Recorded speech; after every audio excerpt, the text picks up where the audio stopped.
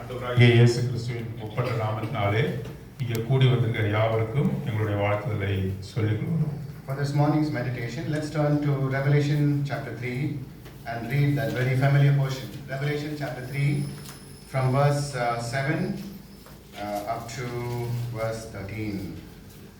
இந்த காலை வேளையிலே நம்முடைய தியானத்துக்கு என்று வெளிப்படுத்தின விசேஷம் 3ஆம் அதிகாரம் 7ஆம் வசனம் முதல் 13ஆம் வசனம் வரை நமக்கு பரிச்சயமான இந்த பகுதியை நாம் வாசிக்கலாம். Alternately.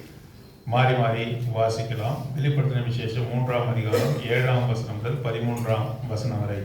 பிலதெல்பியா சபையின் தூதனுக்கு நீ எழுத வேண்டியது என்னவெனில், பரிசுத்தமுள்ளவரும் சத்தியமுள்ளவரும் தாவீதின் திறவுகோலை உடையவரும் ஒருவரும் பூட்டக்கூடாதபடி திறக்கிறவரும் ஒருவரும் திறக்கக்கூடாதபடிக்கு பூட்டுகிறவருமாய் இருக்கிறவர் சொல்லுகிறதாவது, I know thy works, behold, I have set before thee an open door, and no man can shut it. For thou hast little strength, and hast kept my word, and thou denied my name. இதோ யூதரல்லாதிருந்தும் தங்களை யூதரென்று பொய் சொல்கிறவர்களாகிய சாத்தானுடைய கூட்டத்தார் சிலரை உனக்கு கொடுப்பேன். இதோ அவர்கள் உன் பாதங்களுக்கு முன்பாக வந்து பணிந்து நான் உன்மேல் அன்பாயிருக்கிறதை அறிந்து கொள்ளும்படி செய்வேன். Because thou hast kept the word of my patience, I also will keep thee from the hour of temptation, which shall come upon all the world, to try them that dwell upon the earth. இதோ சீக்கிரமாய் வருகிறேன். ஒருவனும் உன் கிரீடத்தை எடுத்துக்கொள்ளாதபடிக்கு உனக்குள்ளதை பற்றி கொண்டிரு. He that overcometh will I make a pillar in the temple of my God, and he shall go no more out. And I will write upon him the name of my God, the name of the city of my God, which is New Jerusalem, which cometh down from heaven from God, to write upon him my new name. ஆவியானவர் சபைகளுக்கு சொல்கிறதை காதுள்ளவன் கேட்க கடவன். Let's go to the Lord for grace. ஆண்டவர் கிருபைக்காக ஆண்டவரை பார்ப்போம். Loving Heavenly Father, in the living name of our Lord and Savior Jesus Christ, we come before thy throne. You're a God who is holy, pure, just and true. You're a God who is worthy of all our worship, because you are far above all principalities, powers, nations, kingdoms, thrones. This morning we want to lift our hearts and worship you from the bottom of our hearts. Pray that you will speak to us, hide us behind the cross. We offer this prayer in the name of our Lord and Savior Jesus Christ. Amen. The church at Philadelphia was one who found grace in the sight of God. Philadelphia சபையானது ஆண்டவராகிய இயேசு கிறிஸ்துவினுடைய கிருபையை பெற்ற ஒரு சபையாக இருக்கிறது. And it pleased the Lord to reveal some very wonderful aspects about himself to the church at Philadelphia. தன்னுடைய சிறந்த குணாதிசயங்களை அந்த பிலதெல்பியா சபைக்கு ஆண்டவர் வெளிப்படுத்துகிறார். So we want to see this morning three aspects. மூன்று காரியங்களை குறித்து நாம் இங்கே தியானிக்க போகிறோம். Isaiah, the Lord tells Isaiah, ஏசாயாவுக்கு ஆண்டவர் சொன்ன காரியத்தை முதலாவதாக பார்க்கலாம். Who can you liken me unto? என்னை யாரோடு கூட ஒப்பிடுவீர்கள் என்று ஆண்டவர் கேட்கிறார். In Isaiah chapter 40 and verse 18. 40ஆம் அதிகாரம் 18ஆம் வசனத்திலே இப்படியாக அவர் கேட்கிறார். 40ஆம் அதிகாரம் 18வது வசனம் வாசிங்கள். தேவனை யாருக்கு ஒப்பிடுவீர்கள்? எந்த சாயலை அவருக்கு ஒப்பிடுவீர்கள்? We cannot liken him to anything. நாம் யாரோடு கூட தேவனை ஒப்பிட முடியாது. We cannot liken to anything that we see or understand with our human understanding. பாருங்கள், பார்ப்பதை கொண்டோ நாம் புரிந்து கொள்வதை கொண்டோ தேவன் இப்படி இருப்பார் என்று சொல்லி நாம் ஒரு காலமும் கணிக்க முடியாது. He says it the second time. இரண்டாம் முறையாக சொல்கிறார். Verse 25. 25ஆம் வசனம் அதே அதிகாரம். Whom will you like? படிங்க. இப்படி இருக்க என்னை யாருக்கு ஒப்பிடுவீர்கள்? என்னை யாரை நிகராக்குவீர்கள் என்று பரிசுத்தர் சொல்கிறார். The Holy One said, whom can you liken me unto? பரிசுத்தர் என்று சொல்லி தம்மை வெளிப்படுத்தி அவர் சொல்கிறார், என்னை யாருக்கு ஒப்பிடுவீர்கள் என்று சொல்கிறார். I cannot be equal to anybody. You cannot equate me with anything or anyone on earth. பாருங்க, எந்த மனுஷனோடும் எந்த பொருளோடும் கூட என்னை நிகராக்க முடியாது என்று சொல்கிறார். The Holy One says like that. இப்படி சொல்கிறவர் யார்? பரிசுத்தர் என்று போடப்பட்டிருக்கிறது. So in Revelation chapter 3, ஆகவே வெளிப்படுத்தின விசேஷம் 3ஆம் அதிகாரம், there are three aspects we want to see before we go to worship. நாம் ஆராதனைக்கு போவதற்கு முன்பாக மூன்று காரணங்களை நாம் பார்க்க போகிறோம். So verse 7 he says like this. 7ஆம் வசனத்தில் எப்படியாக சொல்கிறார்? These things saith he that is holy. பாருங்க, இந்த காரியத்தை சொல்லுகிறவர் பரிசுத்தம் உள்ளவர் என்று He கூறப்படுகிறது. is holy above everything on earth that we see or don't see. நாம் பார்க்க கூடாத எல்லாவற்றை காட்டிலும் பரிசுத்தம் உள்ளவராக ஆண்டவர் இருக்கிறார். In the heavenly host, this is how they worship him. பாருங்க, பரலோக சேனைகள் பரிசுத்தர் பரிசுத்தர் என்றுதான் அவரை We read ஆராதிக்கிறார்கள். that in 4 and verse 8. Revelation chapter 4 and verse 8. வெளிப்படுத்தின விசேஷம் 4ஆம் அதிகாரம் 8ஆம் வசனத்திலே இவ்வாறாக நாம் வாசிக்கிறோம். Holy, holy Lord God Almighty, which was and is to come. பாருங்க, கர்த்தர் பரிசுத்தர் பரிசுத்தர் பரிசுத்தர் என்று இரவு பகலும் ஓய்வில்லாமல் சொல்லிக் கொண்டிருந்தார் என்று வாசிக்கிறோம். Holiness is not some attribute of the Lord. It is not an attribute. பரிசுத்தம் என்பது அவருடைய குணாதிசயங்களில் ஒன்று அல்ல. He is holiness himself. அவரே பரிசுத்தமாய் இருக்கிறார். There's nothing that we can equate him, saith the Holy One. பாருங்க, இது பரிசுத்தமானது, இவை பரிசுத்தமானது என்று சொல்லி அவருக்கு நிகராக ஒன்றையும் நாம் சொல்ல You முடியாது. see in verse 8, 8ஆம் வசனத்தில் நாம் வாசிக்கிறோம். because of his holiness, அவருடைய பரிசுத்தத்தினாலே he says, I know your works. பாருங்க, அதனால தான் அவர் சொல்கிறார், உன்னுடைய செயல்பாடுகளை, உன்னுடைய செயல்களை நான் அறிந்திருக்கிறேன் என்று சொல்கிறார். He knows our works because his works பாருங்க, are done in holiness. பாருங்க, உன்னுடைய கிரியைகளை நான் அறிந்திருக்கிறேன் எப்படி என்று அவரால் சொல்ல முடிகிறது சொன்னால் அவரே கிரியை செய்கிறவராய் You இருக்கிறார். see in Psalm 145, 145வது சங்கீதம், 145வது சங்கீதம், verse 17, 17வது வசனம். கர்த்தர் தமது வழிகளிலெல்லாம் நீதியுள்ளவரும் ஆ. தமது கிரியைகளிலெல்லாம் கிருபையுள்ளவருமாய் இருக்கிறார். which was 17வது வசனம், 17 verse very 17. good. 145 says, the Lord is righteous in all his ways and holy in all his works. His works have been done in his holiness. பாருங்க, அவருடைய கிரியைகள் எல்லாம் பரிசுத்தமாய் இருக்கிறது, அதெல்லாம் பரிசுத்தத்திலே செய்யப்படுகிறது என்று சொல்லி நாம் அறிந்து கொள்கிறோம். See, David says like this in Psalm 89 and verse 35. 89ஆம் சங்கீதம் 35வது வசனத்திலே சங்கீதக்காரன் எப்படியாக சொல்கிறார்? வாசிங்க. என் பரிசுத்தத்தின் பேரில் ஆணையிட்டேன், தாவீதுக்கு நான் பொய் சொல்லேன். I have spoken in holiness, and what I speak in holiness, it is the truth. I will never lie. பாருங்க, என்னுடைய பரிசுத்திலே நான் பேசினேன் என்று சொல்கிறார், அதிலே நான் பொய் சொல்வதில்லை என்று சொல்கிறார். Verse 34 படிங்க. 34வது வசனத்தை படிங்க. உடன்படிக்கையை மீறாமலும் என் உதடுகள் விரும்பினதை மாற்றாமலும் இருப்பேன். Whatever I have spoken, my dear child, I will never lie. I will never alter my word. பாருங்க, என் பிரியமான பிள்ளைகளே, என் உதடுகள் சொன்னதை நான் மாற்றாமல் இருப்பேன், என் உடன்படிக்கையை மீறாமலும் இருப்பேன் என்று He சொல்கிறார். has spoken in holiness because he is a holy God. அவர் பரிசுத்த பிதாவாக இருக்கிறபடியால் பரிசுத்தத்திலிருந்து அவர் பேசுகிறார். And he will never alter that which he has spoken. He will never change whatever he has spoken unto us. அவர் சொன்னதை அவர் மாற்றுவதில்லை, அதை அசைத்து பார்ப்பதில்லை. He is a God whose works are holy. பாருங்க, அவருடைய கிரியை எல்லாம் பரிசுத்தமாய் இருக்கிறது. His word is holy, he has spoken in holiness. பாருங்க, அவருடைய வார்த்தைகள் கூட பரிசுத்தத்திலே பேசப்பட்டது. Yes, he also delivers us in battle because he is a holy God. நாம் நம்முடைய உபத்திரத்திலிருந்து நம்மை அவர் பிரித்தெடுத்தார். எப்படி என்று சொன்னால் அவருடைய பரிசுத்தத்திலிருந்து. When Jehoshaphat went to battle against the three kings, யோசபாத் 3 ராஜாக்களுக்கு எதிராக அவன் போரிட சென்ற பொழுது it was a situation that was impossible for Jehoshaphat to win. யோசபாத் அவனால் வெல்ல முடியாத போராக அது இருந்தது. But what did Jehoshaphat and the people do? யோசபாத் அப்பொழுது என்ன செய்தான்? They got up early in the morning, and from that time when they saw the enemy approaching, the only thing they were doing is praising the Lord because of his holiness. யோசபாத்தும் அவருடைய வீரர்களும் என்ன செய்தார்கள்? எதிரி நாட்டினர் அவனை எதிர்த்து வந்தபொழுது அதிகாலமே எழுந்து தேவனை துதித்தார்கள் என்று பார்க்கிறோம். You see that in battle the Lord delivers us from all our battles in his holiness. பாருங்க, நம்முடைய எல்லா விதமான உபத்திரவங்கள், கஷ்டங்கள், போர்களிலிருந்து அவர் நம்மை காப்பாற்றுகிறவராய் இருக்கிறார். 2 Chronicles chapter 20 2 நாளாகமத்தின் புத்தகம் 20வது அதிகாரம், 2 நாளாகமம் 20ஆம் அதிகாரம் verse 21 படிங்க. 21வது வசனம். பின்பு அவன் ஜனத்தோடே ஆலோசனை பண்ணி பரிசுத்தமுள்ள மகத்துவத்தை துதிக்கவும் ஆயுதம் அணிந்தவர்களுக்கு முன்னாக நடந்து போய் கர்த்தரை துதியுங்கள், அவர் கிருபை என்றும் உள்ளதென்று கர்த்தரை பாடவும் பாடகரை நிறுத்தினார். Even in battle, Jehoshaphat and his people recognized, not fearing the enemy, but recognized that this holy God, the one whom we should praise him in holiness, can deliver us from our battles. யோசபாத்தை நாம் பார்க்கும்பொழுது யுத்த சமயத்திலும் கூட, போர் சமயத்திலும் கூட அவர் தேவனை நம்பி கர்த்தரை துதிக்கும்படியாக அவனும் அவருடைய வீரர்களும் முன்வந்தார்கள் என்று சொல்லி That பார்த்தோம். they should praise him in the beauty of his holiness.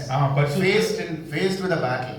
பாருங்க, போர் சமயத்திலும் கூட பரிசுத்த அலங்காரத்தோடு கர்த்தரை துதிக்கும்படியாகவும் பாடும்படியாகவும் அவர்களை ஆயத்தம் செய்தான், தானும் அப்படியே செய்தான். Because they knew who their God was.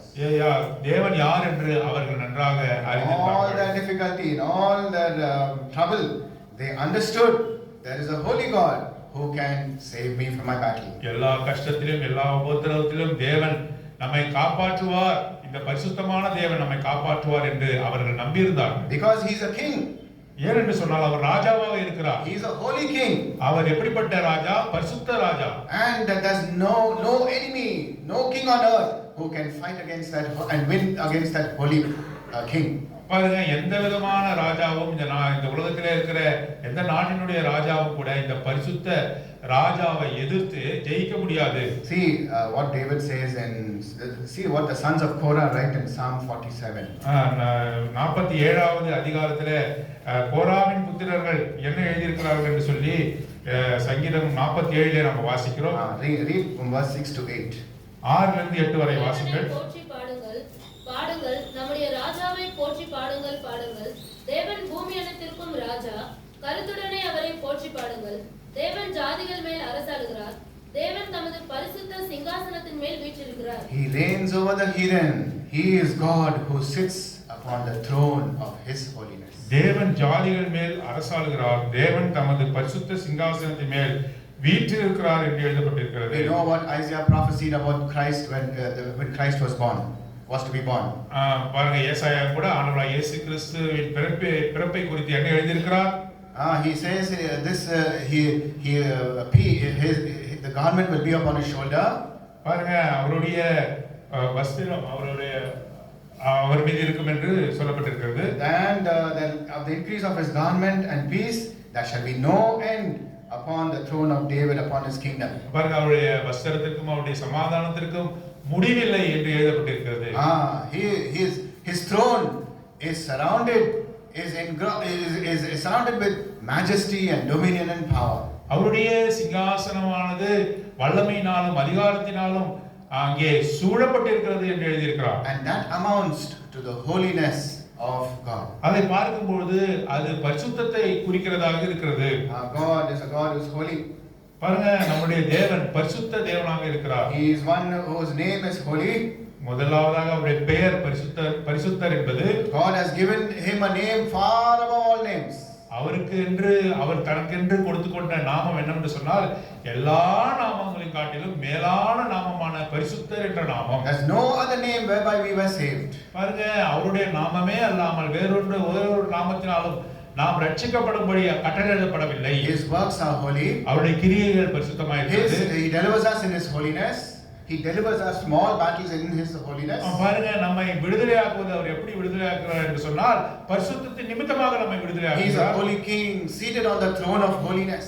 பாருங்க, அவர் பரிசுத்த ராஜாவாக பரிசுத்த சிங்காசனத்தின் மேல வீற்றிருக்கிறார் என்று சொல்லி சங்கீதங்களிலே பார்த்தோம். And above all, he loves us because he is a holy God. நம்மை அவர் ஏன் நேசிக்கிறார் என்று தெரியுமா? அவர் பரிசுத்தராய் இருக்கிறபடியால் நம்மை அவர் நேசிக்கிறார். It says, the word of God says, Paul writing to Romans, his love is shed abroad upon our hearts by the Holy Ghost. பாருங்க, நம்முடைய அப்போஸ்தலனாகிய பவுல் ரோமர் நிருபத்திலே சொல்லும்போது அவருடைய அன்பானது நம்முடைய இருதயத்திலே ஊற்றப்பட்டிருக்கிறது பரிசுத்த ஆவியானவர் மூலமாக என்று சொல்கிறார். An everlasting love. பாருங்க, அது நித்திய அன்பாக இருக்கிறது. Love in all its purity, all its holiness. அந்த அன்பிலே பரிசுத்தம் இருக்கிறது, உண்மை இருக்கிறது, சுத்திகரிப்பு இருக்கிறது. And because of his love, அவருடைய அன்பின் நிமித்தமாக he is a God who will preserve us. நம்மை அந்த அன்பின் நிமித்தமாகத்தான் நம்மை அவர் பாதுகாக்கிறார். Putting Jude verse 24 and 25. யூதா 24-25 வசனத்தை நாம் வாசிக்கலாம். வழுவாதபடி உங்களை காக்கவும் தமது மகிமையுள்ள சன்னிதானத்திலே மிகுந்த மகிழ்ச்சியோടെ உங்களை மாசற்றவர்களாய் நிறுத்தவும் வல்லமையுள்ளவரும் தாம் ஒருவரே ஞானமுள்ளவருமாகிய நம்முடைய இரட்சகரான தேவனுக்கு கனமும் மகத்துவமும் வல்லமையும் அதிகாரமும் இப்பொழுதும் எப்பொழுதும் உண்டாவதாக. ஆமென். Because of his holiness and because of his love, he will preserve us even till the coming of God. அவருடைய பரிசுத்த நிமித்தமும் அவருடைய அன்பின் நிமித்தமும் நம்மை வழுவாதபடி அவர் காத்து அவருடைய பரிசுத்த சிங்காசனத்துக்கு முன்பாக நம்மை நிறுத்த வல்லவராய் That's இருக்கிறார். why this morning we have come to worship such a holy God. ஆகவேதான் இந்த காலை வேளையிலே இந்த பரிசுத்த தேவனை ஆராதிக்கும்படியாக நாம் வந்திருக்கிறோம். Let us lift our hearts and say, Lord, you're a God who's holy. பாருங்க, நாமும் கூட நம்முடைய இருதயத்தை திறந்து நீர் பரிசுத்த தேவன் என்று சொல்லி You're a ஆராதிக்கலாம். God whose name is holy. பாருங்க, உம்முடைய நாமமே பரிசுத்தம் என்பது என்று சொல்லி நாம் You're a ஆராதிக்கலாம். God whose works are holy. உம்முடைய கிரியைகள் பரிசுத்தமாய் இருக்கிறது என்று சொல்லி Your ஆராதிக்கலாம். deliverance is done in your holiness. என்னை விடுதலையாக்கின காரியமானது உம்முடைய பரிசுத்தத்தின் நிமித்தமே என்னை விடுதலையாக்கினீர் என்று சொல்லி You're a ஆராதிக்கலாம். God who is a holy king seated in the throne of holiness. நீர் பரிசுத்த சிங்காசனத்திலே வீற்றிருக்க கூடியவர் என்று சொல்லி பரிசுத்த ராஜாவாக இருக்கிறீர் என்று சொல்லி ஆராதிக்கலாம். You're a God who loves me in all purity, in all your holiness. எல்லாவித சுத்தத்திலும் எல்லாவித பரிசுத்தத்திலும் என்னை நேசிக்கிற தேவனாய் இருக்கிறீர் என்று சொல்லி And ஆராதிக்கலாம். I know you will preserve me. You will keep me from falling even till your coming. நீர் உம்முடைய பரிசுத்தத்தின் நிமித்தமாக என்னை உம்முடைய வருகை வரை நீ காப்பாற்றக்கூடியவர், உம்முடைய சன்னிதானத்துக்கு முன்பாக என்னை மாசற்றவனாக நிறுத்தக்கூடியவர் என்று சொல்லி ஆராதிக்கலாம். To you be all the glory, majesty, dominion and power. உம்மைக்கே துதி, கனம், மகிமை, மாட்சிமை உம்மைக்கே உரியது என்று சொல்லி ஆராதிக்கலாம். First thing, our God is a holy God. முதலாவதாக நம்முடைய தேவன் பரிசுத்த தேவன். The second aspect, இரண்டாவது காரியம் என்னவென்று சொன்னால் in Revelation chapter 3 and verse 7, மூன்றாம் அதிகாரம் வெளிப்படுத்தின விசேஷம் 7ஆம் வசனத்திலே நாம் இதை வாசிக்கிறோம். He that is true. சத்தியம் உள்ளவர் என்று சொல்லி வாசிக்கிறோம். I am the way, the truth and the life. he said. நானே வழியும் சத்தியமும் ஜீவனுமாய் இருக்கிறேன் என்று சொல்கிறார். The Lord Jesus Christ standing before Pilate, Pilate asks him, are you the king of the Jews? பிலாத்துக்கு முன்பாக ஆண்டவராக இயேசு கிறிஸ்துவா நிற்கும் பொழுது நீர் யூதருக்கு ராஜாவா என்று பிலாத்து கேட்கிறான். My kingdom is not of the world, he says. இந்த எனது ராஜ்யம் இந்த உலகத்துக்குரியதல்ல என்று But சொல்கிறார். I came to bear witness to the truth. பாருங்க, இந்த உண்மையை நான் சாட்சி கொடுப்பதற்காக வந்தேன் என்று சொல்கிறார். That Christ is a true witness, the word of God records. ஆகவே அவர் உண்மையுள்ள சாட்சியாக இருக்கிறார். True and faithful witness. உண்மையுள்ள சத்தியமுள்ள சாட்சியாக இருக்கிறார். I have given them all that you gave me, O Father, he says. ஆண்டவராக இயேசு கிறிஸ்துவானவர் சொல்லும்போது பிதாவே நீர் தந்த யாவற்றையும் நான் உமக்கு திரும்ப தருகிறேன் என்று சொல்கிறார். In the beginning was the word, and the word was with God, and the word was God himself. ஆகவே ஆதியிலே வார்த்தை இருந்தது, அந்த வார்த்தை தேவனிடத்தில் இருந்தது, அந்த வார்த்தை தேவனாய் இருந்தது என்று சொல்லி நாம் That வாசிக்கிறோம். word was true from the beginning. பாருங்க, அந்த வார்த்தையானது சத்தியமாகவே தொடக்கத்திலிருந்தே ஆதியிலிருந்தே இருந்தது. Nehemiah says true laws. He says be obedient to these true laws. Law. இந்த இந்த இந்த சட்ட பிரமாணங்களுக்கு நீ உண்மையாக இரு என்று சொல்கிறார். And David says his judgments are truth. ஆகவே உம்முடைய நீதியானது சத்தியமுள்ளதா இருக்கிறது என்று சொல்லி சங்கீதக்காரன் சொல்கிறார். We have come to worship the one who is true. பாருங்க, நாம் சத்தியமுள்ள இந்த தேவனை ஆராதிக்கும்படியாக வந்திருக்கிறோம். In John chapter 4, யோவான் சுவிசேஷம் 4ஆம் அதிகாரம் read verse 23. 23ஆம் வசனம். யோவான் 4:23. உண்மையாய் தொழுது கொள்கிறவர்கள் பிதாவை ஆவியோடும் உண்மையோடும் தொழுது கொள்ளும் காலம் வரும், அது இப்பொழுதே வந்திருக்கிறது. தம்மை தொழுது கொள்கிறவர்கள் இப்படிப்பட்டவர்களாய் இருக்கும்படி பிதாவானவர் விரும்புகிறார். That is exactly what the Lord did for us ஆகவே in our lives. நம்முடைய வாழ்க்கையிலே இதைத்தான் ஆண்டவர் செய்தார். He is a true God. அவர் உண்மையுள்ள தேவன். Christ is the truth. அவர் சத்தியமுள்ள தேவன். And through his work, he has made us true worshippers. ஆகவே இந்த உண்மையுள்ள சத்தியமுள்ள தேவன் நம்முடைய வாழ்க்கையிலே அவரை ஆராதிக்கும்படியாக செய்தார். Lastly, கடைசியாக in Revelation chapter 3 and verse 8, மூன்றாம் அதிகாரம் வெளிப்படுத்தின விசேஷம் 8ஆம் வசனம். he says, அவர் சொல்கிறார், he that hath the key of David. இதோ திறவுகோலை வைத்திருக்கிறேன் என்று சொல்கிறார். Christ is the one who is holy. கிறிஸ்துதான் பரிசுத்தமுள்ளவர். Christ is the one who is true. அவர்தான் கிறிஸ்துதான் சத்தியமுள்ளவர். And Christ is saying he has the key of David. தாவீதின் திறவுகோலை உடையவர். 7ஆம் வசனம். Key of David is the key to the kingdom of God. இந்த தாவீதின் திறவுகோல் தான் தேவனுடைய நகரத்துக்கான திறவுகோல். He has the key to the kingdom and all authority in his kingdom. எல்லா ராஜ்யத்துக்கும் உரிய திறவுகோல், எல்லா அதிகாரத்துக்குரிய திறவுகோலை ஆண்டவர் தான் வைத்திருக்கிறார். Christ became the fulfillment of the prophecy that he one day will rise to the throne.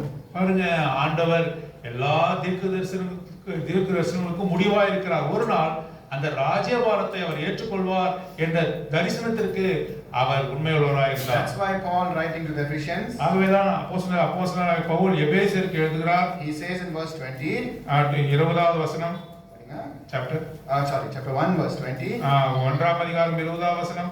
எல்லா துரைத்தனத்துக்கும் அதிகாரத்துக்கும் வல்லமைக்கும் கர்த்தத்துவத்துக்கும் இம்மையில் மாத்திரமல்ல மறுமையிலும் பெயர் பெற்றிருக்கும் எல்லா நாமத்துக்கும் மேலாய் அவர் உயர்ந்திருக்கத்தக்கதாக. Yes, the Father raised him up to be far above all principalities, powers, kingdoms, might and dominion. பாருங்க, எல்லா விதமான அதிகாரங்கள், துரைத்தனங்கள் எல்லாவற்றுக்கும் மேலாக அவருடைய நாமமானது உயர்ந்திருக்கும்படியாக பிதாவாகிய தேவன் அங்கே திருவுளம் பெற்றினார் என்று சொல்லி வாசிக்கிறோம். He is the Prince of Peace. அவர்தான் சமாதானத்தின் பிரபு. Established in his kingdom. He is the Prince of Peace. Established with justice and with judgment and justice. பாருங்க, அவர்தான் சமாதானத்தின் பிரபுவாக தமது ராஜ்யத்திலே நீதியை அவர் பரிபாலனம் செய்கிறார். All dominions on earth will be subject to that Prince of Peace. எல்லா அதிகாரமும் துரைத்தனங்களும் இந்த பரிசுத்த சமாதானத்தின் பிரபுவுக்கு கீழ்ப்பட்டு இருக்கிறது. Yes, he has saved us with his everlasting love. அவருடைய மகா பெரிய அன்பினாலே, நித்திய அன்பினாலே நம்மை அவர் ரட்சித்தார். And has brought us into his kingdom. அவருடைய ராஜ்யத்திலே கொண்டு வந்திருக்கிறார். And we will enter into that. We have entered into the kingdom of God because of the works of holiness in our life. பாருங்க, நாமும் கூட அந்த ராஜ்யத்துக்கு எப்படி உட்பிரவேசிக்க முடியும் ஏனென்று சொன்னால் பரிசுத்தத்திலே அவர் செய்த கிரியையின் நிமித்தமாக. He became the door through which we have entered into his kingdom. அந்த வாசலின் வழியாக அவரே வாசலாக மாறினார். அந்த வாசலின் வழியாக நாம் நுழையும்படியாக செய்தார். Those we who have entered into that kingdom of God, one day we shall see him sitting at the right hand of the throne of God. ஆண்டவராகிய இயேசு கிறிஸ்து என்று சொல்லப்படுகிற அந்த வாசல் வழியாக நுழைந்து அவர் பிதாவின் வலது பார்சத்திலே ஆண்டவராகிய இயேசு கிறிஸ்து அமர்ந்திருப்பதை நாம் தரிசிக்கும்படியாக செய்கிறார். And the door which he has opened, no one can shut. அவர் திறந்த அந்த வாசலை ஒருவரும் பூட்ட முடியாது. That is what he says to John. ஆகவேதான் யோவான் சொல்லுகிறார், he is the one who he openeth and no man shutteth, and shutteth no man openeth. ஒருவரும் பூட்டக்கூடாதபடி திறக்கிறவரும் ஒருவரும் திறக்கக்கூடாதபடி பூட்டுகிறவருமாய் இருக்கிறவர் என்று யோவான் அங்கே சொல்கிறார். He has said, come, I have prepared the kingdom of God for you. ஆகவே உங்களை பார்த்து ஆண்டவர் சொல்கிற காரியம் என்ன? வாருங்கள், உங்களுக்கு என்று ஒரு ராஜ்யத்தை நான் உருவாக்கி இருக்கிறேன் என்று சொல்கிறார். One day when he was on earth, Christ rode on that donkey into Jerusalem to be slain on the cross of Calvary. சிலுவையிலே மரிக்கும்படியாக ஒப்பு கொடுக்கும்படியாக அவர் மரியின் மீது, கழுதையின் மீது, மரியின் மீதும் அமர்ந்து எருசலேமின் வாசல் வழியாக அவர் நுழைந்தார். But one day he is going to come riding on a white horse and he will take us into his heavenly Jerusalem. இப்பொழுது எப்படி வரப்போகிறார்? அவர் வெள்ளை குதிரையிலே அமர்ந்து நம்மை அவருடைய ராஜ்யத்திற்கு கொண்டு போகும்படியாக அவர் வரப்போகிறார். His name is faithful and true. அவருடைய நாமம் என்ன என்று சொன்னால் சத்தியமுள்ளவர், உண்மையுள்ளவர் என்று அர்த்தம். His name is the word of God. அந்த அவருடைய பெயர் என்ன என்று சொன்னால் தேவனுடைய வார்த்தை என்பது அவருடைய நாமம். His name is the King of Kings and Lord of Lords. அவருடைய நாமம் என்ன?